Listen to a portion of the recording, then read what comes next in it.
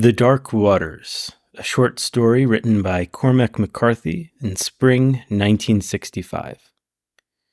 Her first high yelp was thin and clear as the air itself, its tenuous and diminishing echoes sounding out the coves and hollows, trembling to a high ring like the last fading note of a chime glass. He could hear the boy breathing in the darkness at his elbow, trying to breathe quietly, listening too hard. She sounded again, and he stood and touched the boy's shoulder lightly. "Let's go," he said. The strung-out ringing yelps came like rifle fire. The boy was on his feet. "Hey, has she treed yet?" he asked. "No, she's just hit it now." Then he added, "She's close, though. Hot." He started down the steep hummock on which they had been resting, through a maze of small pines whose polished needles, thick on the ground, made the descent a series of precarious slides from trunk to trunk, until they got to the gull at the bottom, a black slash in the earth beyond which he could see nothing, although he knew there was a field there, pitched sharply down to the creek some 100 yards further on. He dropped into the gully, heard the beaded rush of sliding dirt as the boy followed, came up on the other side, and started out through the field at a jog trot, the heavy weeds popping and his corduroy setting up a rhythmic zip-zip as he ran. The cottonwoods at the creek loomed up stark and pale out of the darkness. He crossed a low wreck of barbed wire, heard again the resonant creak of the rusty staples and the checked and split cedar post as the boy crossed behind him. They were in the woods above the creek then, rattling through the stiff, frosted leaves. Lady's sharp trail call still broke excitedly off to their right. They moved out under the dark trees, through a stand of young cedars gathered in a clearing, vesperine figures, rotund and druidical in their black solemnity. When the man reached the far side, the woods again, he stopped, and the boy caught up with him. "Which way is she going?" He was trying not to sound winded. The man paused for just a moment more. Then he said, "Same way he is," motioning loosely with his hand. His back melted into the darkness again. The boy moved after him, keeping his feet high, following the sound of the brittle leaves. Their path angled down toward the creek, and he could hear at intervals the rush of water, high now after the rain, like the rumble of a distant freight passing. "Watch a log," the man called back to him. He jumped just in time, half stumbled over the windfall trunk, lost his balance, ricocheted off a sapling, went on, holding his head low, straining to see. Trees appeared, slid past with slow gravity before folding again into the murk beyond. They were climbing now, a long rise, and when he came over the crest, he caught a glimpse of a figure ahead of him, framed darkly for an instant against the glaucous drop of sky. Below him, he could make out the course of the creek. They dipped into a low saddle in the ridge, rose again, and the man was no longer there. He stopped and listened. Lady's clear voice was joined by another, lower and less insistent. She was much closer now, quartering down, coming closer. He could follow her progress, listening between the explosions of his breath. Then she stopped. There was a moment of silence. Then the other dog yapped once, sounds of brush crashing, 2 wild yelps just off to his right, and then a concussion of water. A low voice at his side said, "He's got her in the creek. Come on." The man started down the side of the hill, the boy behind him, and out onto a small flat set in the final slope to the creek and dominated by a thick beech tree. Something was coming down from the ridge above them, and they halted. A long shadow swept past in a skitter of leaves and on toward the creek bank. There was one short, chopped bark, and then a splash.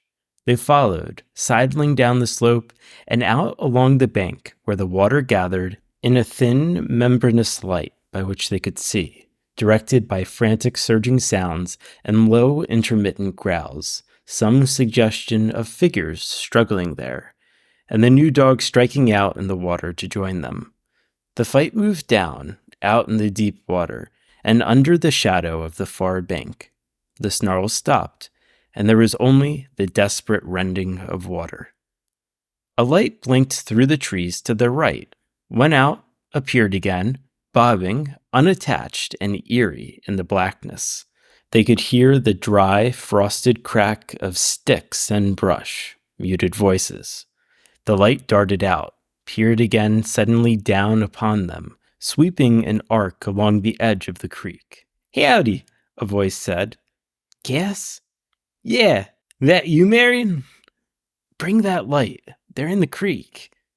They descended down the slope, 4 dismembered legs hobbling in the swatch of light as they descended. "Throw your light," Silder said. They came alongside, dispensing an aura of pipe smoke and dog hair. The shorter one was working the beam slowly over the creek. "Whereabouts?" he said. "Down some." "Howdy, Bill." "Howdy," the other said. In the glare emanating from the flashlight, their breath was smoke white, curling, clinging about their heads in a vaporous canopy.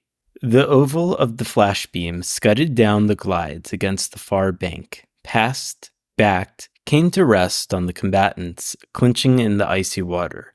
The raccoon's eyes glowing red pin points, his fur wetly bedraggled, and his tail swaying in crestfallen buoyancy on the current.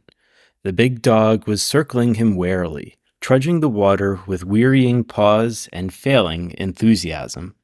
They could see Lady's ears sticking out from under the coon's front leg, and then her hindquarters bobbed up, surging through the face of the creek with a wild flash of tail and singing back in a soundless swirl. Cass swung the beam to shore, scrabbled up a handful of rock, and handed the light to the other man. "Hold it on him," he said. He scaled a rock at the coon. It cut a slow arc in the beam and pitched from sight with a muffled slurp. The big hound started for shore, and Lady's tail had made another desperate appearance when the second rock, a flitting shadow, curving, flashed water under the coon's face. He turned loose and struck out downstream, stroking with the current. The big dog, on the other bank now, had set up a pitiful moaning sound, pacing, the man with the light calling to him in a hoarse and urgent voice. "Hunt him up, boy! Hunt him up!" He turned to the men. "He's scared of rocks," he explained. "Hush a minute," Silder said, taking the light from him. Lady was already some 30 yards below them. When the light hit her, she turned her head back, and her eyes came pale orange, ears fanned out and floating, treading the water down before her with a tired and grim determination. She had her mouth turned up at the corners in a macabre and ludicrous grin, as if to keep out the water. "Ho, gal," Silder called. "Ho, gal." They were moving down the creek too, raking through the brush. "She's fixin' to drown herself," someone said. "Ho, gal, ho." He never even felt the water.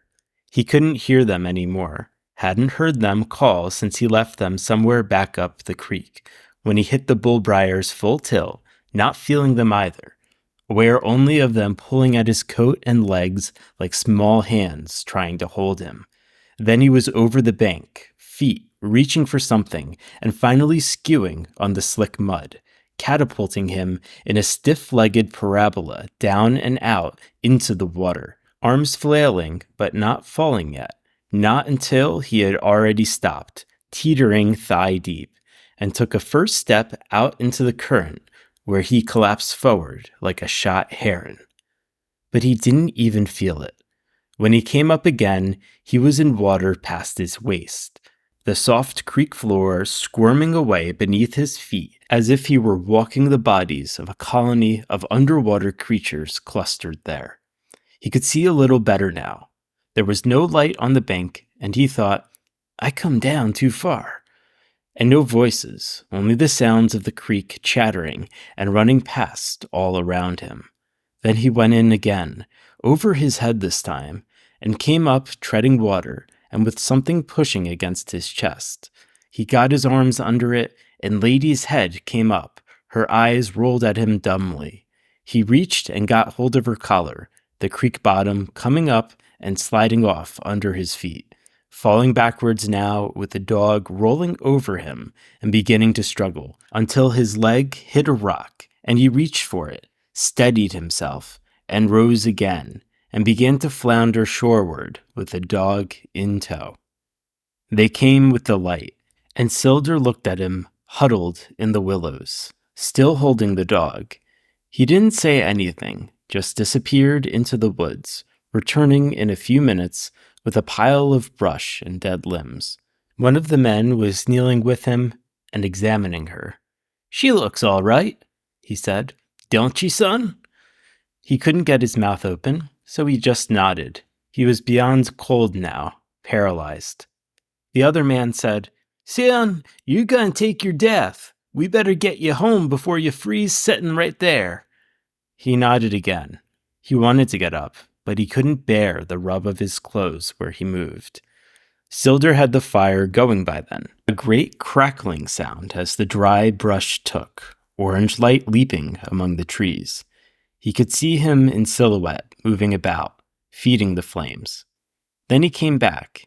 He gathered the quivering hound up in one arm and motioned for the boy to follow. "You come here," he said, "and get them clothes off." He got up then and labored stiffly after them. Silder put the hound by the fire and turned to the boy. "Let me have that coat," he said. The boy peeled off the leaden mackinaw and handed it over to him.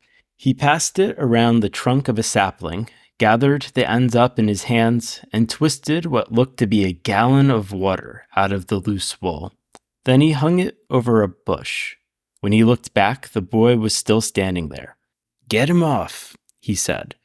He started pulling his clothes off, the man taking from him, in turn, shirt and trousers, socks and drawers, wringing them and hanging them over a pole propped on the forks between the fire.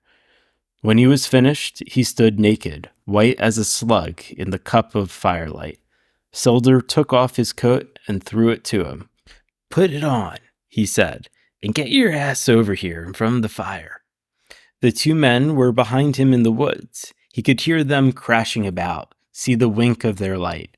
One of them came back toting a huge log and dropped it on the fire. A flurry of sparks ascended, flared, lost in the smoke, pulling at the bare limbs overhead, returned, tracing their slow fall redly through the dark trees downwind. He sat in a trampled matting of vines, the long coat just covering his buttocks. Silder made a final adjustment to the pole and came over. He lit a cigarette and stood regarding him. "Kind of cool, ain't it?" he said. The boy looked up at him. "Cool enough," he said. The clothes had begun to steam, looking like some esoteric game, quartered and smoking on the spit. Then he said, "What'd you do with the coon?" "Coon?" "Yeah, the coon." "God damn," the boy said. "I never saw the coon." "Oh," Silder said, but his voice was giving him away. "Hell, I figured you'd have got the coon too." "Shoo," the boy said. Over his teeth, the firelight rippled and danced. The two men were warming their hands at the fire, the shorter one grinning good-naturedly at the boy. The other hound had appeared, hovering suddenly at the rim of light and snuffling at the steaming wool, and then slouching past them with nervous indifference. The slack hound Grace, to where Lady lay quietly, peering across her paws into the fire. He nosed at her, and she raised her head to look at him with her sad red eyes. He stood so for a minute, looking past her, and then stepped neatly over her and melted silently into the black wickerwork of the brush. The other man moved over to her and reached down to pat her head. One ear was mangled and crusting with blood. "Coon's hard on a walker," he said. "Walker's got too much heart.